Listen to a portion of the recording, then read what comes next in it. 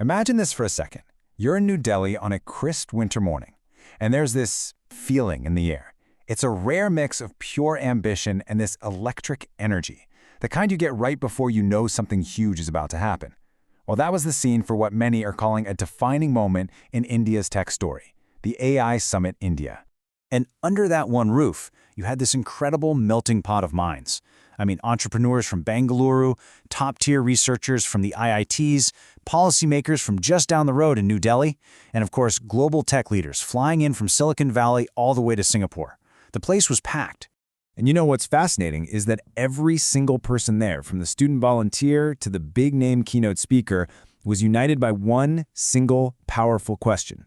It was the current running through every conversation, every handshake. What will India's AI decade actually look like? All right, so the summer kicks off with this incredibly powerful keynote from the Minister of Electronics and IT. And let me tell you, this was not just your standard welcome speech. Oh no, this was a declaration, a vision, basically a roadmap for the entire nation's journey into artificial intelligence.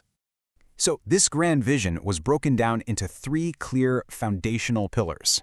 First, using India's amazing digital public infrastructure as a launchpad. Second, building a solid framework for responsible AI governance, to make sure it's all ethical and safe.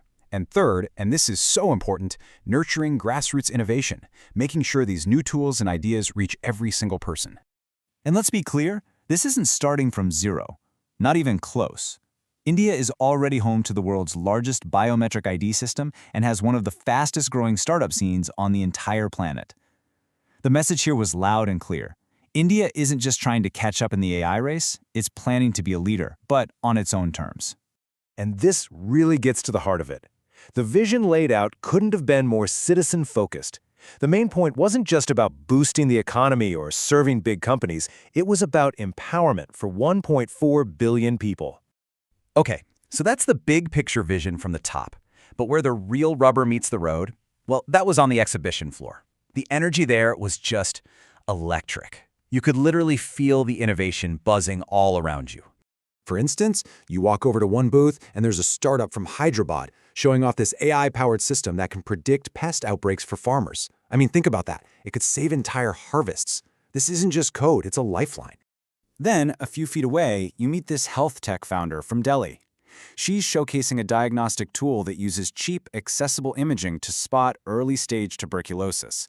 This is the kind of tech that can actually save lives in places that need it most. And one more that really stood out, a group of brilliant engineering students who built an AI tutor that's multilingual. It's trained on regional languages specifically to help bridge that digital gap for students in rural areas. See, these weren't just abstract ideas, they were real solutions for real Indian challenges. But look, the summit wasn't all just demos and celebrations. It was also a space for the really tough, really necessary conversations about what comes next. It was about debating the path forward. The panel discussions got right into the heart of the matter. Experts were grappling with these huge questions, like, should India pour billions into building its own foundational AI models? How on earth do you safeguard data privacy for 1.4 billion people? And, of course, the elephant in the room.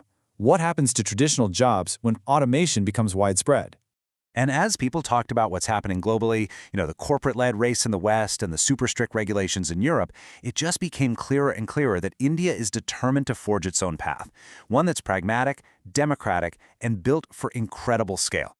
And if you had to boil down the sentiment of the entire day into one single line, it would be this one. You heard it everywhere. The idea is to build for India's unique needs first, but to do it in a way that contributes to the entire global AI landscape. But for all the talk about tech, policy, and funding, maybe the most profound discussion wasn't about any of that. In a quieter session, a professor from IIT Delhi changed the subject entirely, shifting the focus to AI ethics, to the human side of all this code. He said this simple but incredibly powerful thing, and the room just went silent. It was this pivotal moment, a reminder that beyond all the hype and billion-dollar valuations, what was really at stake here was the moral compass of an entire nation's digital future. So as the evening lights started to dim and the final round of applause faded away, that feeling, that sense of shared responsibility and collective possibility, it just hung in the air.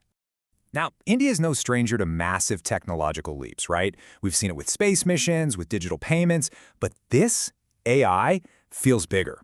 It's not just about automation. And it's not just about making things a little bit faster or more efficient. The change we're talking about here is way more fundamental. Here's the key takeaway. It's about intelligence at scale. It's the ability to apply a kind of cognitive power to the country's biggest problems in a way that has never ever been possible before. And as everyone began to step out into that cool Delhi night, one thing was absolutely, undeniably certain. The AI revolution in India, it's not some far-off headline you read about anymore. It's here. It has begun. This summit, it was a place where ambition met intelligence, and where the future quietly started to rewrite itself. So the real question now isn't if there's a next chapter, but what's going to be in it. Because you can be sure of one thing, it's already being coded. Stay curious.